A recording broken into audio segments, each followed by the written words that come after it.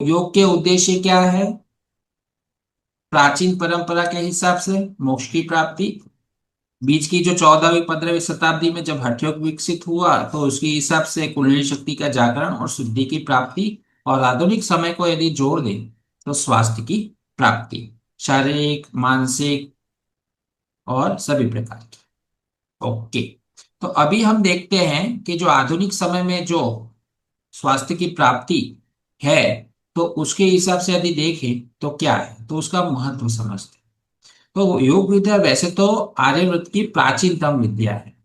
यह हमारे ऋषि मुनियों द्वारा प्रदत्त ऐसा विज्ञान है जो मानव जाति का उद्धार करने में समर्थ है।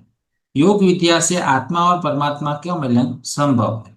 इसी योग साधना के अभ्यास से आत्म साक्षात्कार आत्मदर्शन भी हो सकता है। आत्म साक्षात्कार आत्मदर्शन ऐसे शब्द आते हैं ना तो व्यक्ति कंफ्यूज हो जाता है, अच्छा ये तो आध्यात्मिक बातें हैं, हमें उससे कोई मतलब नहीं है। ऐसी बात नहीं होती। आत्मदर्शन का मतलब क्या होता है, आत्म साक्षात्कार का मतलब क्या होता है? हम क्या है?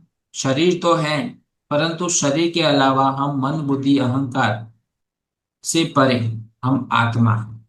वो चैतन्य शक्ति यदि है तो ये जो मन बुद्धि अहंकार, मतलब ये सूक्ष्म शरीर और ये स्थूल शरीर जो है, इसका कोई महत्व है? नहीं तो कोई महत्व नहीं। जब मृत्यु हो जाता है तब क्या हो जाता है? आत्मा चली जाती है। निकल जाती है। तो साथ साथ में सूक्ष्म शरीर भी निकल जाता है ना?